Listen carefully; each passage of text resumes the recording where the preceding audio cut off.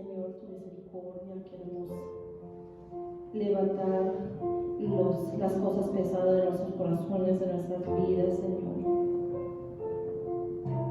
Pedimos que tú escuchas nuestras oraciones esa noche, Señor.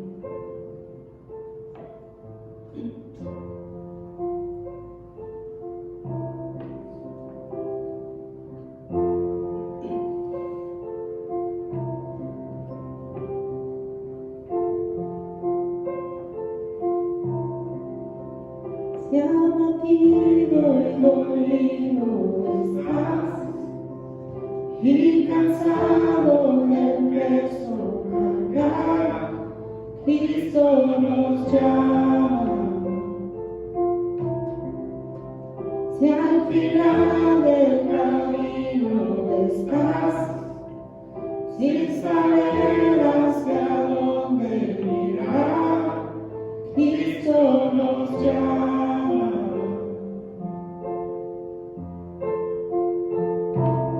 Ven ante su trono, el Padre te recibirá con sangre preciosa.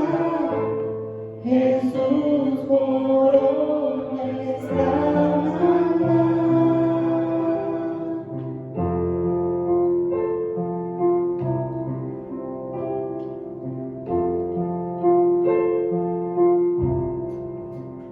Deja atrás tu vergüenza.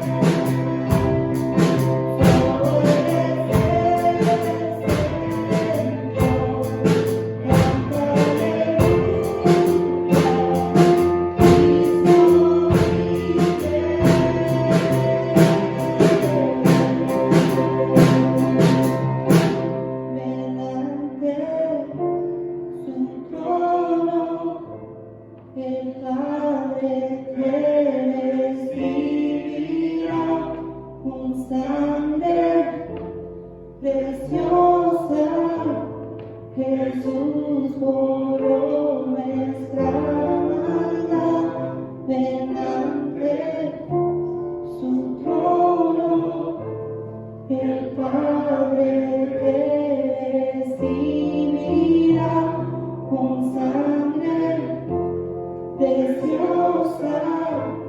Jesús borró nuestra maldad.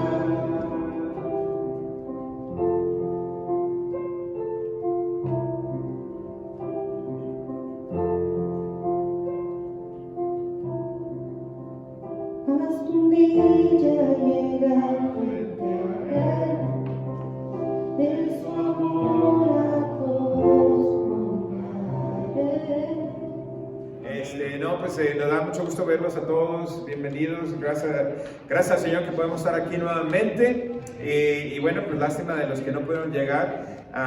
Nos da mucho gusto ver a la hermana Julie, que escuché que había estado malita, pero pues esperamos que ya se esté sintiendo mejor y pues me da mucho gusto que verla por acá. Las niñas ya estaban ellas listas con su clase dominical, pero parece que no tenemos niños, entonces qué chistoso, ¿no? Fuimos donde teníamos un montonal de niñas y hoy no. We'll save it for next week. Nos guardamos la lección para la semana que viene. Solo que si quiera salir hermano Carlos y... ¿No? ¿Mejor acá? Bueno, en esta noche vamos a estar hablando de dos milagros que el Señor Jesús llevó a cabo. Uno está en Juan capítulo 5 y el otro está en Juan capítulo 9. Y el título del mensaje es ¿Sufrimos porque pecamos? Como pregunta, ¿no? ¿Sufrimos porque pecamos? Y entonces vamos a estar hablando de este tema donde hay unas iglesias donde enseñan muy fuertemente un extremo y hay otras iglesias donde enseñan también muy fuertemente otro extremo. Y vamos a ver si realmente Jesús es lo que Él quería enseñar cuando hizo estos milagros o cuál era el mensaje que Jesús tenía cuando estuvo haciendo estos milagros. Cuando lleguemos a cada uno de estos milagros, nosotros lo vamos a leer completo. Entonces los quiero invitar que tengan ahí preparado el primer pasaje que está en Juan capítulo 5 y luego nos vamos a mover a Juan capítulo 9. Pero les quiero decir que sí, yo he estado en presencia de personas que ellos que piensan, que enseñan que si usted se enfermó, que si usted la está pasando mal, que si esto, que aquello, que es porque seguramente hay un pecado horrible en su vida y se tiene que arrepentir. Y hay otras iglesias que enseñan lo contrario a eso, pero vamos a ver qué es lo que Jesús nos enseña de estos. Entonces, como introducción, en los capítulos 5 y 9 de Juan encontramos estos dos milagros de sanidad o que Jesús realizó de sanidad durante su ministerio aquí mismo en la tierra. Ambos milagros revelan mucho. Y porque revelan mucho, hay personas que agarran esta historia, estos milagros, para enseñar algunas cosas de una manera, como les digo, extrema y de una manera muy firme y muy fuerte. Pero entonces lo que vamos a buscar hacer esta noche es encontrar la información que nos ayude a balancear los dos pensamientos extremos que encontramos en las iglesias cristianas. Como les decía anteriormente, algunas personas creen y algunas personas enseñan a que el sufrimiento viene siempre como resultado del pecado. El sufrimiento viene siempre como resultado directo del pecado, o sea, como castigo de Dios. Otros creen y enseñan que cuando alguien se enferma o sufre, es muy cruel pensar que un Dios de amor, que un Dios de compasión, que un Dios de misericordia va a tomar un sufrimiento como ese, cualquiera que sea, como un castigo para la persona que se enfermó o la persona que está sufriendo o la persona que está padeciendo. Entonces vamos a analizar primeramente el milagro que encontramos en el capítulo 5 de Juan. Si ustedes tienen sus Biblias ahí, vamos a leer toda la historia de este hombre que Jesús encontró en esta pileta que se llamaba Bethesda. Era un paralítico que estaba ahí. Nosotros ya hemos predicado este tema, entonces estoy seguro que lo van a encontrar familiar. Dice en el capítulo 5, después de esas cosas había una fiesta de los judíos y subió Jesús a Jerusalén. Y ahí en Jerusalén, cerca de la puerta de las ovejas, un estanque llamado en hebreo Bethesda, el cual tiene 5 pórticos.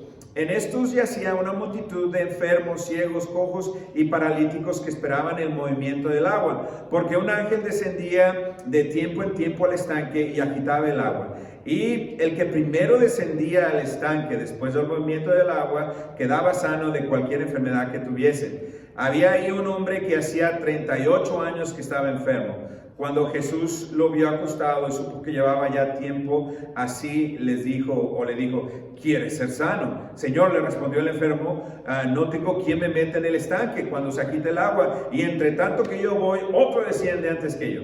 Jesús le dijo, levántate, toma tu lecho y anda. Y al instante aquel hombre fue sanado y tomó su lecho y anduvo, y era día de reposo aquel día. Entonces los judíos dijeron a aquel que había sido sanado, hey, es día de reposo, no te es lícito llevar tu lecho. A mí me da mucha risa cada vez que leo esa parte, porque estos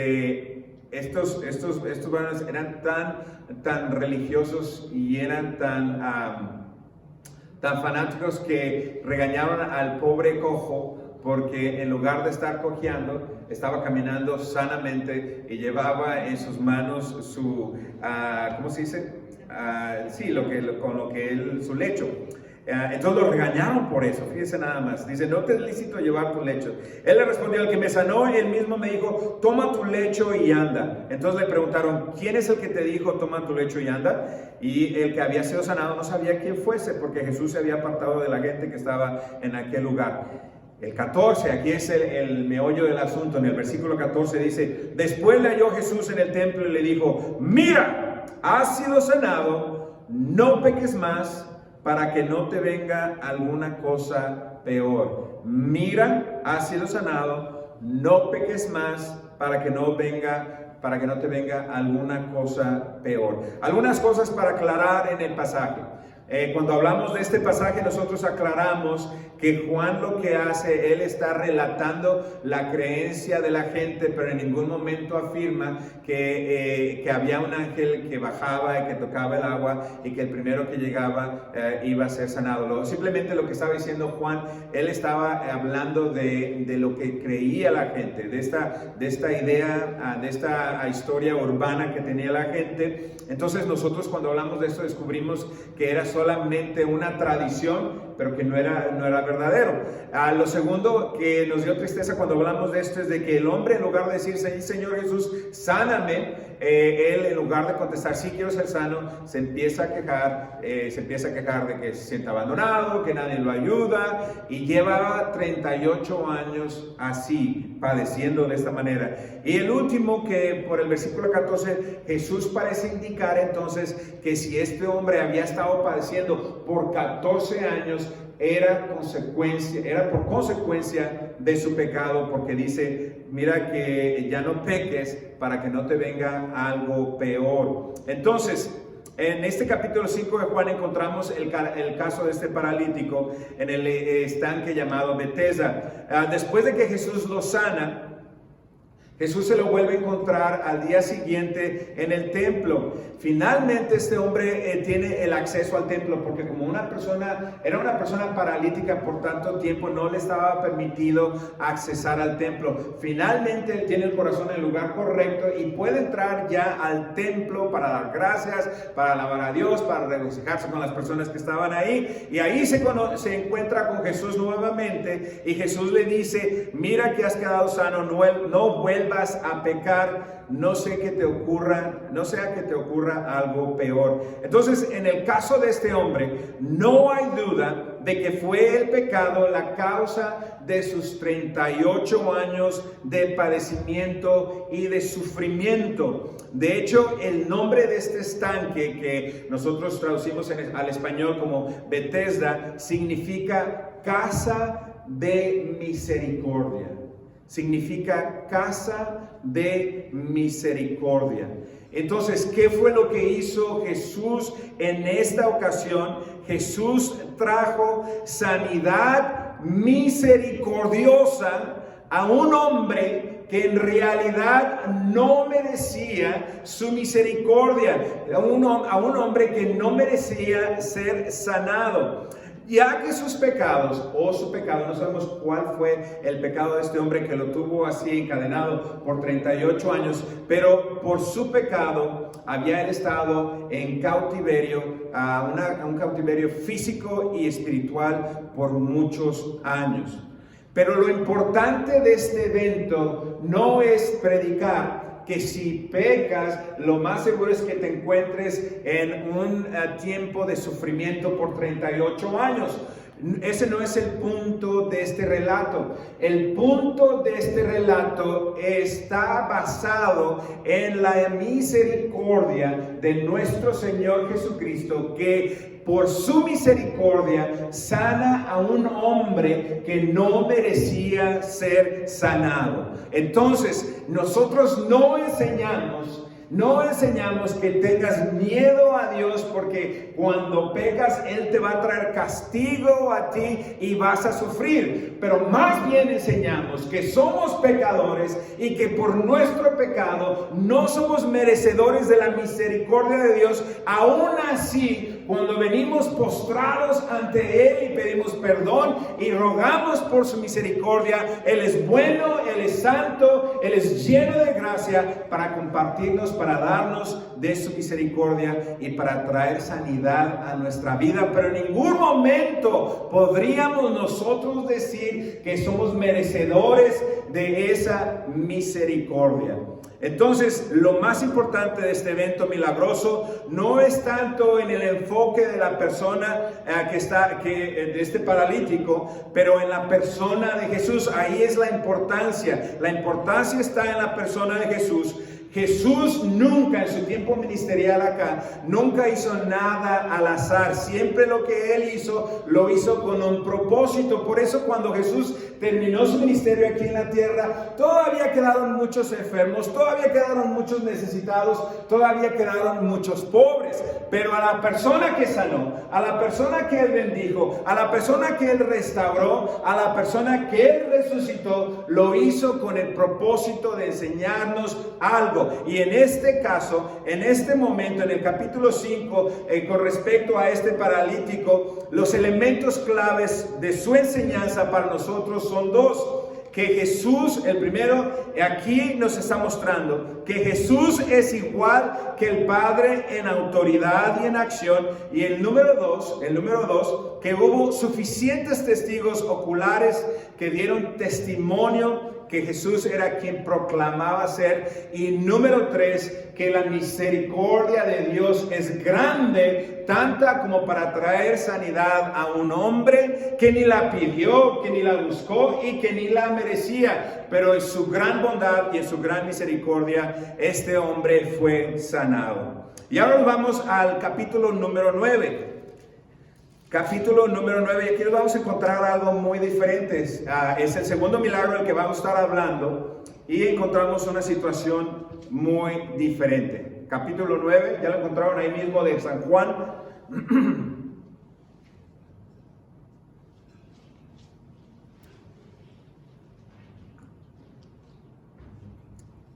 Amén. Dice así entonces en el capítulo 9 de San Juan, dice: al pasar Jesús vio a un hombre ciego de nacimiento y le preguntaron sus discípulos diciendo: Rabí, ¿quién pecó este o sus padres para que haya nacido ciego?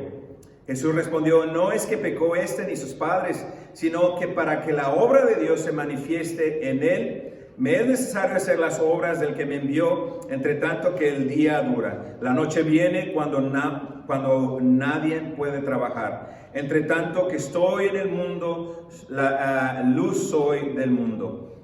Dicho esto, escupió en tierra e hizo lodo con la saliva y untó con el lodo los ojos del ciego. Y le dijo: ve a lavarte en el estanque de Siloé, que traducido es enviado. ¿Quién se acuerda qué significaba Betesda? ¿Qué dijimos que significa Betesda? casa de misericordia. Y ahora acá está Jesús tratando con un ciego y lo envía a un estanque que se llama Siloé, que significa enviado. Ok, seguimos. Fue entonces y se lavó y regresó viendo. Entonces los vecinos y los que antes le habían visto que era ciego decían, ¿no es este el que se sentaba y mendigaba? Unos decían, él es, y otros, a él se le parece, pero él decía, yo soy. Amén. Entonces, en el relato del capítulo 9, encontramos a los discípulos preguntando, Rabí, para que este hombre haya nacido ciego, ¿quién pecó? ¿Pecó este o pecaron sus padres? En el versículo número 2.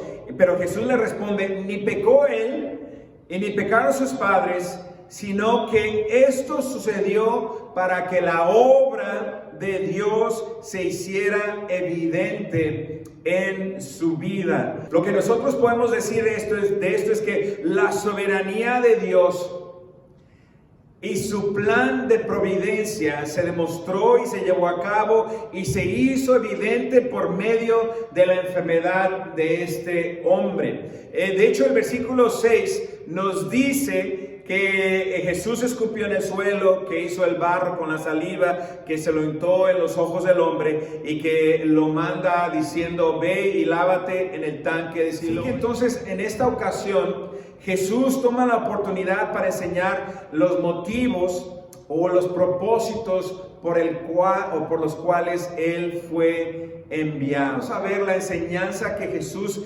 estaba trayendo a esta sociedad que estaba llena de personas religiosas, que estaba llena de personas que se consideraban a sí mismas justas y que era una sociedad y sigue siendo hasta ahorita una sociedad que rechazó la luz porque amaron más las tinieblas que la luz, porque la luz vino a ellos, mas ellos rechazaron la luz, ellos rechazaron a Jesús. Entonces el primer punto es que que Jesús vino, que Jesús fue enviado por el Padre para darle vista a aquellos que reconocieron su necesidad de ser rescatados de una ceguera espiritual. Jesús dijo una y otra vez que Él no vino a sanar a los que estaban sanos, pero que Él vino a buscar y a sanar a los que estaban perdidos, a los que estaban enfermos, a los que reconocían su enfermedad, a los que reconocían su necesidad. Entonces, el primer motivo que encontramos aquí, o la primera enseñanza que encontramos en este pasaje es que Jesús les habla y les dice el motivo por el cual Él vino a esta tierra y principalmente fue para darle vista a aquellos que reconocieron su necesidad de ser rescatados de la ceguera espiritual. Y la segunda razón es para que de una manera jurídica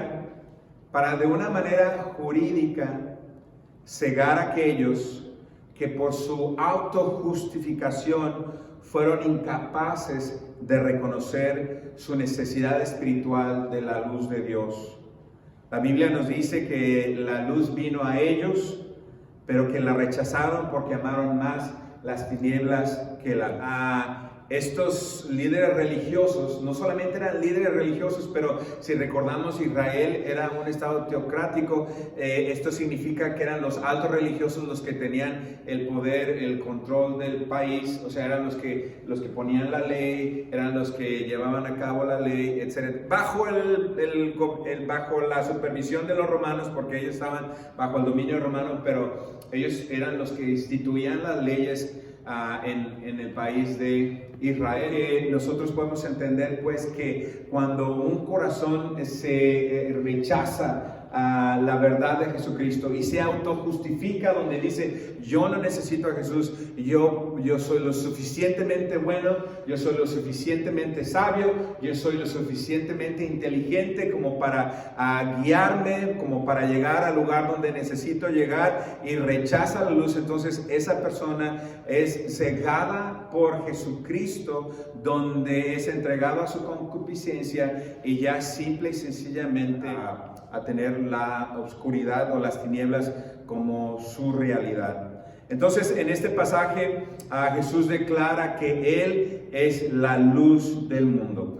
Entonces, para concluir, en el caso del capítulo 5, vemos que este hombre había padecido por muchos años, que parte de su sufrimiento tenía que ver con la confianza que él había depositado en la superstición pagana que decía que el primero que llegara a este lugar y que tocara el agua, ese era el que iba a ser sanado.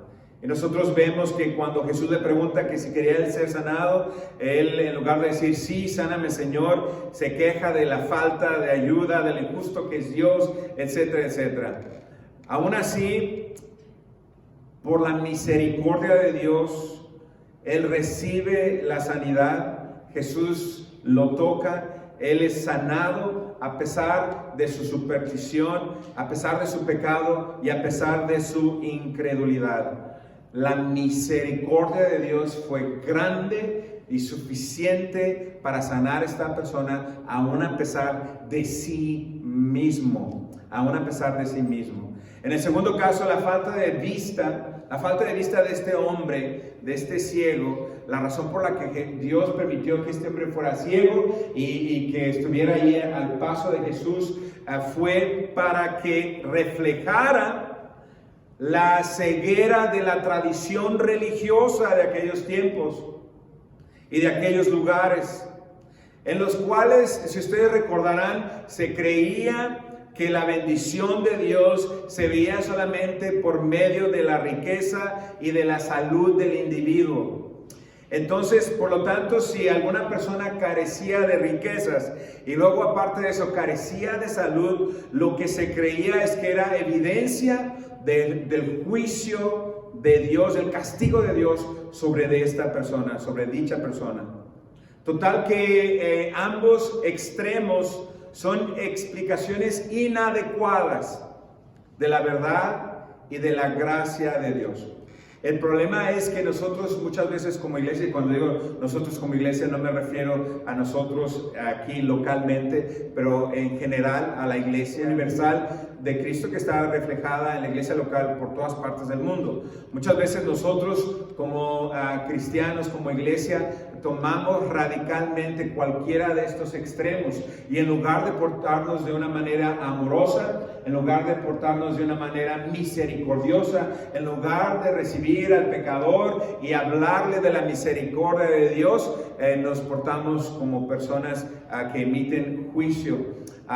Y luego tenemos la otra tendencia donde como iglesia fallamos en hablar y predicar y enseñar las consecuencias del pecado, que el pecado tiene sus consecuencias, que esas consecuencias pueden venir a nosotros y nos pueden hacer sufrir. Muchas veces como iglesia nos enfocamos más en el amor de Dios, nos enfocamos más en las mariposas y en los arcángeles y se nos olvida hablar del pecado y de las consecuencias del pecado. Pero ambas no están a los extremos, pero están aquí al centro de la enseñanza de Dios, de su misericordia, que no hay nadie ni nada que esté tan lejos de la misericordia de Dios, pero también de la advertencia y al temor de Dios. La importancia de nosotros ser recordados una y otra vez del temor de Dios, de que estamos en las manos de Dios y de que Dios no castiga. Así como Dios no envía, estábamos hablando hace poquito de este tema con los niños, que Dios no envía a nadie al infierno y que Dios no es solo un Dios malo que está castigando a las personas, pero que cuando alguien va al infierno es porque esa fue la decisión de ellos rechazaron la luz y deciden amar a las tinieblas, y que cuando alguien padece o sufre como consecuencia de sus acciones, es precisamente lo que está pasando, está sufriendo por las consecuencias de sus acciones. Pero lo hermoso de todo esto es que la misericordia de Dios, que el amor de Dios, que los brazos de Dios siempre están abiertos para el pecador. Y yo soy el más grande de ellos y le agradezco a mi Señor todos los días por su amor, por su misericordia para conmigo. Y esas son las cosas que debemos de enseñar, esas son las cosas que nosotros debemos de practicar y esas son las cosas de las que debemos de hablar. Entonces, el pecado es cosa seria, junto con la incredulidad, son motivos suficientes para explicar la ausencia de la gracia y de la restauración divina, y al mismo tiempo la realidad de las cosas es que la misericordia de Dios es tan vasta como para llevar a cabo su propósito y voluntad de la manera más gloriosa, de la manera más misericordiosa y de la manera más inesperada. Nos ponemos de pie, invitamos al grupo de alabanza que pase adelante, y por qué no venimos ante nuestro Señor y le damos gracias por su misericordia. Fuimos un día esa oveja negra que se alejó del rebaño, y dice la palabra del Señor que Jesús, cuando ve eso, Él deja a las 99 y se va y busca a la que se había perdido. Y yo definitivamente fui una de esas ovejas, esa oveja perdida, y el Señor tuvo misericordia de mí. Por su misericordia es que estoy aquí. Oremos. Damos gracias, Señor,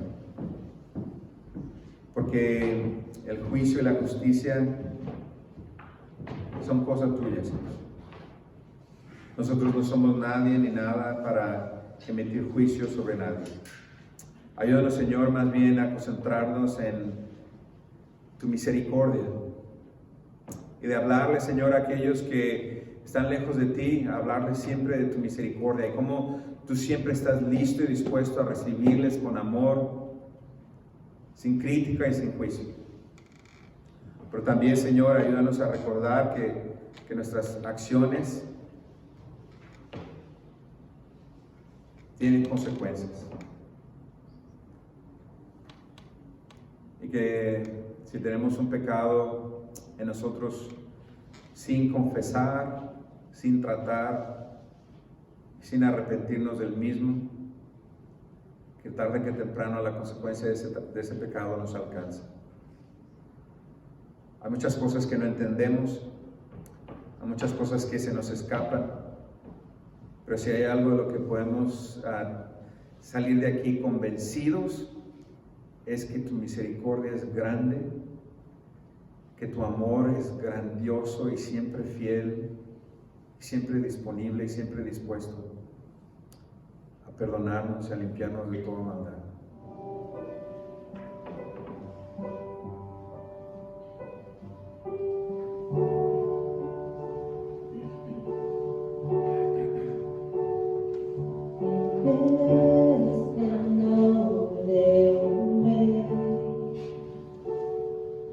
Vestido en majestad, la tierra regresa, la tierra regresa, cubierto está de luz, venció la oscuridad y tiembla su voz. Tiembla su voz, cuán grande